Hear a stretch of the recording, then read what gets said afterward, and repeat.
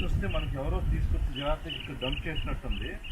వచ్చేటప్పుడు మాత్రం కొంచెం జాగ్రత్తగా రండి, ఎందుకంటే కొంచెం కాళ్ళు సరిగ్గా అయిపోతాయి కనుక కాళ్ళు చేతులు విరుగుతాయి ఖచ్చితంగా.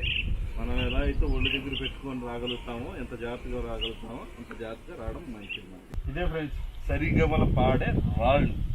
ఇందులో రాయిని ఒకసారి మనం రాయితో మోగించి చూద్దాం, ఏ విధంగా సరిగ్గా మనం పాడిద్దా లేకపోతే పాడదా అనేది మనం చెక్ చేద్దాం.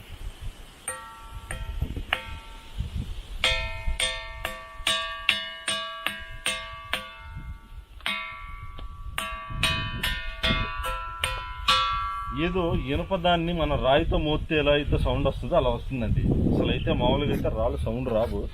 ఈ రాయి మరి ఏది చూడండి ఎంత